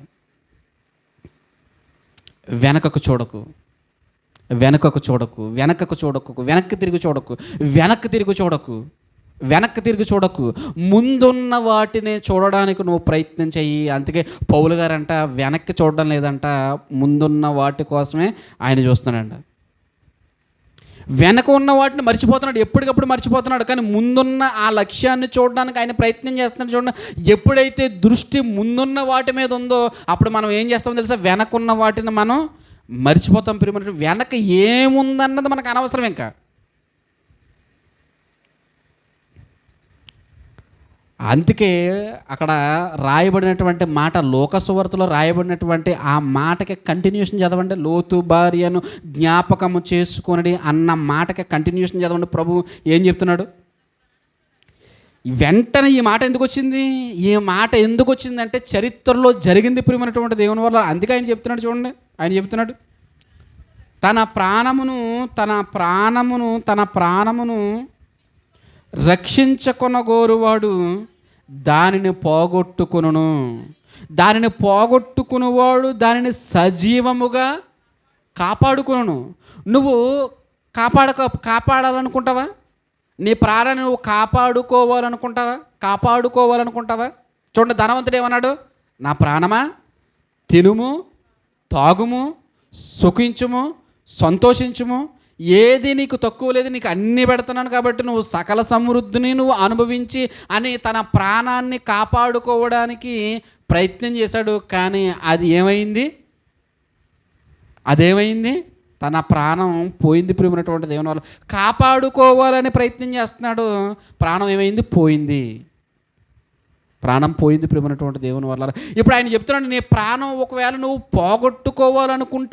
పోగొట్టుకోమన్నాడు కదా అని ఆత్మహత్య చేసుకోవడం కాదు. ఆ ప్రాణము ఎవరి కొరకు పెట్టాలి అంటే ప్రభువు కొరకు పెట్టాలి, నీతి నిమిత్తము పెట్టాలి, సత్క్రియల కొరకు పెట్టాలి, పరిశుద్ధత కలిగి ఉండడానికి పెట్టాలి. నీ ప్రాణము ప్రభువు కొరకు పెట్టడానికి ప్రయత్నం చేస్తే, నువ్వు ప్రభువు కొరకు ప్రయాసపడడం ప్రయత్నం చేస్తే నీ ప్రాణాన్ని దక్కించుకుంటావు. లోతు భార్య తన ప్రాణాన్ని దక్కించుకోవడానికి చూసింది. ఎందుకో తెలుసా? ఆమె ఆలోచన అంతా ఎక్కడ ఉంది అంటే సొదొమ గొమొర్రా మీదనే ఉంది ప్రియమైనటువంటి దేవుని వల్ల. సొదొమ గొమొర్రా మీదనే ఉందని ఆమె ఆలోచన అంతా దాని మీద ఉంది. అందుకే వెనుకకు తిరిగి చూస్తుందంట. ఆ మాటను చూడండి, ఆదికాండంలో ఇందాక మనం చదువుకున్నటువంటి ఆ మాటను ఒకసారి చూడండి ప్రియమైనటువంటి దేవుని వల్ల. 26వ వచనము, అయితే లోతు భార్య అతని వెనుక నుండి తిరిగి చూచి ఉప్పు స్తంభమాయను. అతని వెనుక నుండి తిరిగి చూచి, పాపం ముందుంటే మెల్ల కొంచెం తిప్పేవాడేమో. ఆలోచించని ప్రియమైనటువంటి దేవుని వాళ్ళు, ముందుంటే తెలిసేదేమో, అమ్మ నువ్వు వెనక్కి చూడకని చెప్పేవాడేమో, నీ తల వెనకకి తిప్పకో అని చెప్పేసి చెప్పేవాడేమో లోతు. కానీ ఆ భార్య ఎక్కడుంది? వెనకాల ఉంది ప్రియమైనటువంటి దేవుని వాళ్ళ, వెనకాల ఉంది. ఆలోచించండి, వెనకాల ఉండకండి, అది ప్రమాదం. వెనకుంటే ప్రమాదం. ఎప్పుడు ముందే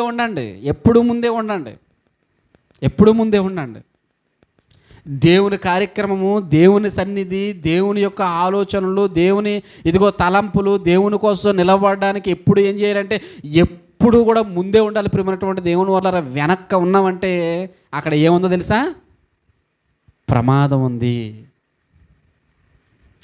వెనక ఉన్నామంటే ప్రమాదం ఉంటుంది. లేదు, ఎప్పుడు ఎక్కడ ఉండాలంటే ముందే ఉండడానికి ప్రయత్నం చేయండి. చచ్చి మానేసేవాడు ఫస్ట్ ఎప్పుడు వస్తాడో తెలుసా? లేటుగా వస్తాడు. చర్చి మానేసి ఉద్దేశం ఉన్నవాడు ఫస్ట్ చూడండి, చర్చికి రెగ్యులర్గా వచ్చేవాడు ఎప్పుడు వస్తాడు చెప్పండి? తొందరగా నీ ఎప్పుడు వెళ్ళిపోవాలనేటువంటి ఆతృతతో ముందు రావడానికి ప్రయత్నం చేస్తారు. కొంతమంది మానేశారు చూడండి. కొంతమంది మానేసిన వాళ్ళని వాళ్ళని కొంచెం మీరు స్టడీ చేశారనుకోండి, ఫస్ట్ బాగానే వచ్చారు, తర్వాత లేట్ అయ్యారంటే అర్థం ఏంటి? వెనకకి తగ్గారు అంటే అర్థం ఏంటంటే మనసులో ఉద్దేశం లేదు. ఒక వారం మానేయడం వేరు, ఒక వారం సమయం ఏదో దేని నిమిత్తం ఏదో లేట్ అయ్యి రావడం వేరు. కానీ ప్రతి వారం ఉద్దేశపూర్వకంగా రావడం అనేది వేరు ప్రియమైనటువంటి దేవుని వల్ల. మీరు ఆలోచించండి. అందుకే ఎప్పుడు కూడా వెనకుండొద్దు. ఎప్పుడు కూడా ముందుకు వచ్చేయండి, ముందుకు వచ్చేయండి, ముందుండండి. ఆయన జ్ఞాపకం చేస్తుంటే ప్రియమైనటువంటి దేవుని వల్ల ఈ విశ్వాస జీవితంలో మనం వేటిని పట్టుకోవాలో వాటిని పట్టుకుంటే ప్రియమైనటువంటి దేవుని వల్ల మన ఆత్మీయ జీవితం ఎలా ఉంటుందంటే చక్కగా ఉంటుంది. ప్రియమైనటువంటి దేవుని వల్ల చక్కగా ఉంటుంది. ఆలోచించండి. ఆయన చెప్తున్నాడు, లోతు భార్య ఎక్కడుందంటే వెనకాల ఉందంట. వెనకాల ఉన్నటువంటి ఆవిడ మరలా వెనక్కి తిరిగి చూసి ఎప్పుడు ఉప్పు స్తంభం అయిపోయిందో ఏమైపోయిందో వీరికి తెలియదు. ప్రియమైనటువంటి దేవుని వల్ల సోయరుకు వచ్చినంత వరకు ఆమె ఏమైపోయిందనే విషయం మోషే గారికి తెలుసు, కానీ ఎవరికి తెలియదు? లోతు గారికి తెలియదు. మోషే గారు రాస్తున్నాడు కాబట్టి మోషే గారికి తెలుసు, కానీ ఎవరికి తెలియదు? వాళ్ళకి తెలియదు. ఎందుకని తెలుసు? వెనకాల వస్తుందేమో అనుకుంటున్నారు. వెనకాల వస్తుందేమో.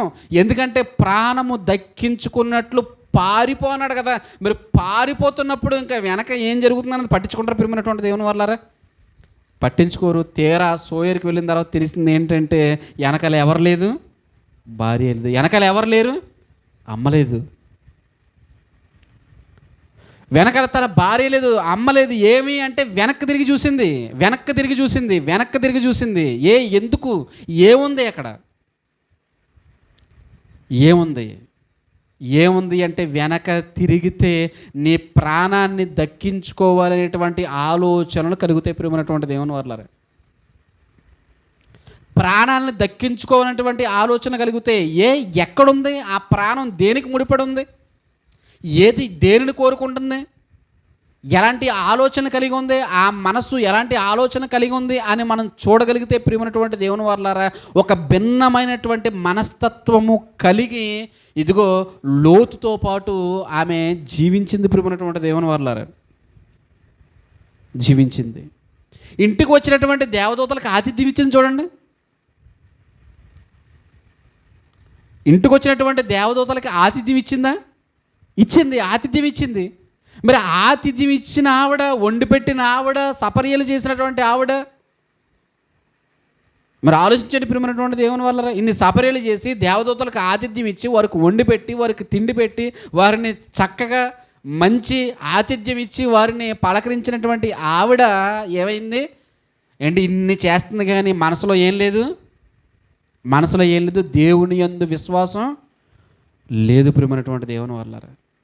పరిశుద్ధత అనే దానిని, నీతి అనేటువంటి దానిని, భక్తి అనేటువంటి దానిని దేవుడు ఏదైతే కోరుకుంటున్నాడో దానిని చూడడం మానేసింది. ఇదిగో పనికిరాని వాటిని మనసులో పెట్టుకుని ఇదిగో ఉన్నటువంటి సంపద, ఉన్నటువంటి ఆస్తులు, ఉన్నటువంటి వైభోగము, నా ఊరు, నా వల్లకాడు అనుకుంటా తన జీవితాన్ని ఏం చేసుకుందో తెలుసా? ఇదిగో తన వారు, తన బంధువర్గం అనుకుని నా మనసంతా అక్కడే ఉండిపోయింది అనుకుని ఇదిగో అవి లేకపోతే ఇంక నేను బ్రతకలేను అన్నట్లుగా మనసంతా దేని మీద పెట్టిందంటే వాటి మీద పెట్టింది ప్రియమైనటువంటి దేవుని వర్లారా. వెనకాల ఇల్లుంది, ఆస్తులు ఉన్నాయి, పశువుల మందలు ఉన్నాయి, గొర్రెల మందలు ఉన్నాయి, మేకల మందలు ఉన్నాయి. ఇవన్నీ కూడా సంపద అంతా కూడా ఎక్కడ ఉండిపోయింది? సొదొమలో ఉండిపోయింది. ఈ సంపద అంతా కూడా సొదొమలో ఉండిపోయింది. సంపాదించుకున్నటువంటి బంగారం అంతా ఎక్కడ ఉండిపోయింది? సొదొమలో ఉండిపోయింది. కానీ దేవుడు చెప్తున్నాడు, నువ్వు వెనక్కి తిరిగి చూడొద్దు. అందుకే లోతు భార్యని జ్ఞాపకం చేసుకోండి. ముందున్నవాడు పారిపోతున్నాడు, ప్రాణం దక్కించుకోవడానికి పారిపోతున్నాడు. మధ్యలో వెనకున్న ఈవిడ ఇంక వెనక్కి తిరిగి చూసింది, ఉప్పు స్తంభముగా మారిపోయింది ప్రియమైనటువంటి దేవుని వల్ల. ఇగో చరిత్రలో అటు కాకుండా ఇటు కాకుండా మధ్యస్థంగా మిగిలిపోయి ఈరోజు మనకి ఏం నేర్పిస్తుందో తెలుసా? ఒక పాఠాన్ని నేర్పిస్తుంది. ఆలోచించండి. అందుకే దేవుడు మాట్లాడుతున్నాడు, నువ్వు వెచ్చగానైనా ఉండు, లేదంటే చల్లగానైనాను ఉండు. వెచ్చగా ఉన్నట్టు మనం అంటాం కదా మన భాషలో, యాక్ట్ చేయొద్దు. వెచ్చగా ఉన్నట్టు యాక్ట్ చేయొద్దు, నటించొద్దు. వెచ్చగా ఉన్నట్టు నటించొద్దు, బాగున్నాను అన్నట్టుగా నటించొద్దు. ఆయన చెప్తున్నాడు, నువ్వు వెచ్చగా ఉండాలి. నులువెచ్చని స్థితి ఉండకూడదు. నులువెచ్చని స్థితి ఏముంటుందంటే నువ్వు దేవుణ్ణి కోరుకుంటావు, లోకాన్ని కూడా కోరుకుంటావు. నువ్వు దేవుణ్ణి ప్రేమించేస్తావు, లోకాన్ని కూడా ప్రేమించేస్తావు. అసలే మనకేమి ఎక్కువ? ప్రేమాభిమానాలు ఎక్కువ. జాలిగల మనస్సు ఎక్కువ. జాలిగల మనస్సు దేనికి అంటే నీతి నిమిత్తం పోరాడడానికి. కానీ మనం కూడా ఏం చేస్తామంటే లోకం మీద కూడా కొంత జాలి చూపిస్తాం ప్రియమైనటువంటి దేవుని వాళ్ళరా. లోకం మీద కూడా కొంత జాలి చూపిస్తాం. ఏ రకంగా చూపిస్తామంటే పాపము విషయంలో. ఆయన చెబుతున్నాడు చూడండి ప్రియమైనటువంటి దేవుని వాళ్ళరా, ఇవన్నీ ఇదిగో ఈ మనసులో ఈ ఆలోచన ఇగో వెళుతుంది, కానీ మనసు నిండా ఏముండిపోయినాయి? ఇలాంటి ఆలోచనలు ఉండిపోయి తన జీవితాన్ని మధ్యస్థంగా ఆమె ఉండిపోయి ఈరోజు మనకి పాట నేర్పిస్తుంది ప్రియమైనటువంటి దేవుని వాళ్ళారా. నాగటి మీద చేయబెట్టి వెనకకు తిరిగి చూడొద్దు అంటున్నాడు ఆయన. యేసుక్రీస్తు ప్రభుల వారు మాట్లాడుతున్న మాటే, ఇదిగో నువ్వు ఆ దినాలలో, ఏ దినాలు అంటే నా రాకడి దినాలలో నువ్వు నాతో పాటు ఉండాలంటే ఎలాంటి వాడవై ఉండాలో తెలుసా? ఇదిగో నా నిమిత్తం ప్రాణం పెట్టేవాడవై ఉండాలి. నీ ప్రాణాన్ని కాపాడుకోవడానికి ప్రయత్నం చేయకూడదు. లోకంలో ఉండిపోకూడదు. లోక ఆశలలో, లోక ఆలోచనలో ఉండిపోకూడదు. అలా ఉండిపోతే నీ ఆత్మీయ జీవితం అటు కాకుండా ఇటు కాకుండా మధ్యస్థంగా ఏమవుతుందో తెలుసా? ఆగిపోతుంది. ఇప్పుడు ఆలోచించండి ప్రేమైనటువంటి దేవుని వాళ్ళరా. అలా ఉన్నట్టుగానే మనిషి ఉన్నట్టుగానే అలా ఒక స్తంభంలా మారిపోయింది. అదేంటి అంటే ఉప్పు స్తంభము. ఆలోచించండి ప్రియమైనటువంటి దేవుని వారా. అవతలకి వెళితే ప్రాణం కాపాడుకునేటువంటి పరిస్థితులు ఉన్నాయి, యువతలుంటే ప్రాణం నశించిపోయేటువంటి పరిస్థితులు ఉన్నాయి. ఏంటి కొంత ఓపిక పడితే నిజంగానే సోయారుకు వెళితే లైఫే మారిపోయేది ప్రియమైనటువంటి దేవుని వారా. కానీ మనసు ఏం చెప్తుందో తెలుసా? మనసు ముందుకు చూడమని చెప్పట్లేదు, మరి ఎక్కడ చూడమని చెప్తుంది? వెనక్కి చూడు. ఏంటి అంత వదిలేసి వచ్చేస్తున్నావేటి? నువ్వు అంత వదిలేసి వచ్చేస్తున్నావేటి? ఏం వద్దా నీకు? బతకడానికి ఏమొద్దా? బంగారం వద్దా? నీకు ధరించుకోవడానికి బంగారం వద్దా? అక్కడికి వెళ్తావు నువ్వు, అలా అక్కడ ఎలా బతుకుతావు? అక్కడ ఏముంటుంది? ఏ ఆకులు ఉంటాయి? ఏ పండ్లు ఉంటాయి? ఏ కూరగాయలు ఉంటాయి? ముందర ప్రాణం అంటూ ఉండాలి కదా. చూడండి ప్రియమైనటువంటి దేవుని వల్ల అందుకే చెప్తున్నాడు, హృదయం మోసకరమైనది. హృదయం ఎలాంటిదంట? మోసకరమైనది. అందుకే లోతు భార్యను చూసినప్పుడల్లా మనం గుర్తించుకోవాలి ప్రియమైనటువంటి దేవుని వల్ల, మనం తెలుసుకోవాలి, మనం ఆలోచించుకోవాలి. మన హృదయం కూడా మనల్ని ఏం చేస్తుంది? మోసం చేసేస్తుంది. మన హృదయం కూడా మనల్ని మోసం చేస్తుంది ప్రియమైనటువంటి దేవుని వల్ల. అటువంటి పరిస్థితుల్లోనికి గనుక మనం వెళితే మన జీవితాలు కూడా అలా ఉంటాయని ఆనాడు యేసుక్రీస్తు ప్రభుల వారు ఎవరికి జ్ఞాపకం చేస్తున్నాడు? శిష్యులకు జ్ఞాపకం చేస్తున్నాడు. ఇదిగో ఆమె తన ప్రాణాలు దక్కించుకోవాలనుకుంది, కాపాడుకోవాలనుకుని వెనక్కి తిరిగి చూసింది. ఇదిగో వాటి మీద ఆలోచన పెట్టింది.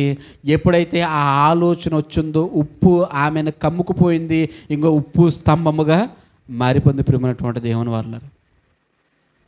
మారిపోయింది. ఇప్పుడు ఆలోచన చేయండి. ఎందుకు ఇప్పుడు సొదొమ నుంచి బయటకు వచ్చే ఉపయోగం ఏంటి చెప్పండి? సొదొమ గొమొర్రా పట్టణాల నుంచి బయటకు వచ్చే ఉపయోగం ఏముంది? ఇప్పుడు ఆ బంగారం అంటారా, ఆ ఆస్తి అంటారా, ఆ సంపద అంటారా, ఆ అగ్నిలో ఏమైంది? నాశనం అయిపోయింది కదా. ఆ అగ్నిలో నాశనం అయిపోయింది కదా ప్రియమైనటువంటి దేవుని వల్ల. ఇంకెందుకు దాని మీద మనసు, దాని మీద యావెందుకు ప్రియమైనటువంటి దేవుని వల్ల? ఆలోచించండి. ఈరోజు మన ఆలోచనలు కూడా వేటి మీద ఉంటున్నాయి? వేటి మీద ఉన్న వాటిని అన్నిటిని విడిచిపెట్టాలి. ఎందుకో తెలుసా? నీ ముందు గొప్పదైనటువంటి బహుమానం నీ కొరకు ఎదురు చూస్తుంది. ఆ బహుమానం పొందడానికి నువ్వు వెనక్కి తిరిగి చూడకుండా, ఇంకా నువ్వు లోకం వైపు చూడకుండా దేవునిలో పరిగెత్తవలసినటువంటి అవసరత ఉంది. గనుక నీ ముందున్న వాటిని నువ్వు చూస్తూ పరిగెట్టడానికి నువ్వు ప్రయత్నం చేస్తే నీ ప్రాణాన్ని నువ్వు దక్కించుకుంటావు. లోతు బతికిపోయినట్లుగా ఇదిగో ఆయన రాకడి దినాలలో మనం బ్రతికిపోతాం ప్రియమైనటువంటి దేవుని వల్లరా.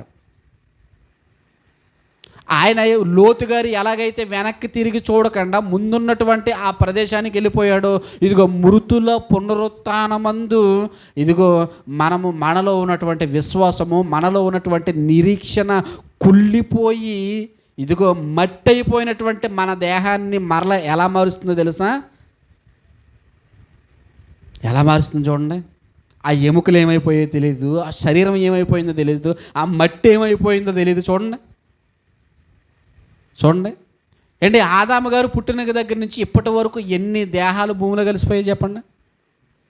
ఎన్ని దేహాలు భూమిలో కలిసిపోయాయి? వారందరం మట్టి అయిపోలేదా? ఆ ఎముకలు, ఆ శరీరము అంతా మట్టి అయిపోయింది కదా. ఆ మట్టిలో కలిసిపోతున్నప్పుడు మరి వారు ఎలా తిరిగి లేపబడుతున్నారు అంటే విశ్వాసం ప్రియమైనటువంటి దేవుని వాళ్ళారు.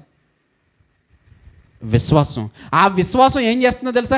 ఎక్కడెక్కడో శరీరం మట్టిలో కలిసిపోయినటువంటి ఈ శరీరాన్ని అదంతా కూడా ఒక చోటకు చేర్చబడి ఇదిగో ప్రభువుని ఎదుర్కోవడానికి ఇదిగో ఒక మహిమ శరీరాన్ని మనం ధరించుకుని మనం ఎక్కడికి వెళ్ళబోతున్నాము అంటే పరలోకానికి వెళ్ళబోతున్నాము. నిజంగా మీరు ఆలోచించండి ప్రియమైనటువంటి దేవుని వాళ్ళారా, ఆ గొప్పదైనటువంటి మహాభాగ్యాన్ని పొందుకోవడానికి దేవుడు మనల్ని ప్రేమించి ఇలాంటి మాటలు మనకు వినిపిస్తూ ఉంటే మనం నిర్లక్ష్యం చేస్తే ఎంత ప్రమాదం చూడండి. ఒకసారి నిర్లక్ష్యం చేయొద్దు. నీ పనులను పక్కన, నీ ఆలోచనల పక్కన పెట్టు, నీ తలంపులను పక్కన పెట్టు, నీకున్నటువంటి ప్రతిదానిని పక్కన పెట్టు. ముందు నీకు ఉన్నటువంటి ఆ గమ్యాన్ని నువ్వు గుర్తించు. ముందు నువ్వు ఎక్కడికి వెళ్ళాలో ఆ విషయాన్ని నువ్వు గుర్తించు. నువ్వు గుర్తించగలిగితే ప్రియమైనటువంటి దేవుని వాళ్ళారా, ఇదిగో మనము ఆ నిత్య రాజ్యం వైపు మనం ప్రయాణించగలం. ఆ మృతుల పునరుత్థానాన్ని చూడగలం. లేదంటే అక్కడే పడి ఉండిపోతాం ప్రియమైనటువంటి దేవుని వాళ్ళారా. మనము అక్కడే పడి ఉండిపోతాం, జీవ పునరుత్థానంలోకి వెళ్ళాం. ఎక్కడికి వెళ్ళిపోతాం? మృతుల పునరుత్థానంలోనికి మనము వెళ్ళిపోతాం ప్రియమైనటువంటి దేవుని వాళ్ళారా. అనీతిమంతులు ఉండేటువంటి ఆ స్థలానికి వెళ్ళిపోతాం. ఆ అగ్నిలో కలకాలము మనము కాల్చబడతాం ప్రియమైనటువంటి దేవుని వలన. దాని వలన ఎలాంటి ఉపయోగము లేదు. బహుమానాన్ని పొందుకున్నవాడు సంతోషంగా ఉంటాడు. ఎవడైతే ఆ బహుమానం పొందుకోకుండా తన జీవితాన్ని ముగించుకున్నాడో వాడు అవమానపరచబడ్డానికి, నిందల పాలగుటకు ఎక్కడికి వెళ్ళిపోతాడు? నిత్య నాశనానికి, ఆ ఆరని అగ్నిలోనికి వెళ్ళిపోతాడు ప్రియమైనటువంటి దేవుని వాళ్ళారా. కాబట్టి మీరు ఆలోచించుకోండి. లోతు భార్యని చూడండి. ఆవిడని చూసి ఇదిగో ఆవిడలా మన జీవితాలు ఉండకూడదు అని మనం గుర్తుపెట్టుకుంటూ మన విశ్వాస జీవితాలు ముందుకు కొనసాగించాలని ప్రేమపూర్వకంగా కోరుకుంటూ ఈ మాటలు ముగిస్తుందని ప్రియమైనటువంటి దేవుని వాళ్ళు కళ్ళు మూసుకొని ప్రార్థన చేసుకుందాం. పరలోకమందు ఉన్నటువంటి మా కన్న తండ్రి, సర్వోన్నతుడా, మహోన్నతుడా, నాయన నీ ఘనమైన శ్రేష్టమైన నామానికి స్తుతులు స్తోత్రములు చెల్లించుకుంటున్నాం తండ్రి. మేము ఎంతటి వారు నాయన, అనేకమైనటువంటి సంగతులు మాకు తెలియజేసి దేవా మా విశ్వాస జీవితం అనేది ఎలా ఉండాలనేది తండ్రి మాకు నేర్పిస్తున్నారు. దేవా మమ్మల్ని జ్ఞాపకం చేసుకోండి. మాలో ఇంకా వ్యతిరేకమైనటువంటి ఆలోచనలు ఏవైతే ఉన్నాయో వాటిని అన్నిటినీ మేము భూస్థాపితం చేసి నాయన వాటిని పక్కన పెట్టి తండ్రి నీ కొరకు ప్రయాణించగలిగేటువంటి సామర్థ్యమును, ఆలోచనను, శక్తిని మాకు దయచేయండి తండ్రి. దేవా మీరు గొప్పవారు నాయన. మాకు కావలసినటువంటి విషయాలు మాకు నేర్పిస్తున్నారు తండ్రి. ఇదంతా మీ కృప నాయన. అవును తండ్రి, మేము గొప్పవారమని కాదు, నీ ఉచితమైనటువంటి కృపను మా ఎడల మీరు చూపించి దేవా ఇదిగో తండ్రి మీ విలువైనటువంటి సంగతులను మాకు తెలియజేస్తున్నారు. అవును తండ్రి, మమ్మల్ని బలపరచండి. ఒకనాడు తండ్రి అటు నాయన సొదొమ గొమొర్రాలు కాకుండా ఇటు సోయర్ ప్రదేశంలో నివసించకుండా మధ్యస్థంగా నాయన మిగిలిపోయినటువంటి లోతు భార్యను మా కళ్ళ ముందు పెట్టారు నాయన. అవును తండ్రి, ఆమెను జ్ఞాపకం చేసుకున్నటువంటి మేము మా జీవితాలు ఎలా ఉన్నాయో ఒకసారి సమీక్షించుకుని పరిశీలించుకుని తండ్రి దేవా అలాంటి ఆలోచనలు, వెనక్కి తిరిగి చూసేటువంటి ఆలోచనలు మా జీవితంలో లేకుండా ముందుకు వెళ్ళేటువంటి ఆలోచనలు మాకు అనుగ్రహింపచేయమని కోరుకుంటూ మమ్మల్ని బలపరచమని, మాలో ఉన్నటువంటి ప్రతి అవిధేయతను తండ్రి మీ సన్నిధిలో నాయన ఒప్పుకొని విడిచిపెట్టి దేవా మీ కొరకు స్థిర బుద్ధి కలిగిన వారమై మేము నివసించగలిగేటువంటి భాగ్యమును దయచేయమని కోరుకుంటూ విన్న మాటలు మా హృదయంలో బదులు నాయన ఇదిగో నాయన పదిలపరుచుకునేటువంటి భాగ్యమును దయచేయండి. ఆ మాటల ప్రకారంగా మా దైనందిన జీవితంలో బ్రతకగలుగుటకు సహాయం దయచేయమని కోరుకుంటూ యేసుక్రీస్తు వారి యొక్క ఉన్నతమైనటువంటి నామములో ప్రార్థనకు వేడుకొంచున్నాం పరమ తండ్రి. ఆమేన్.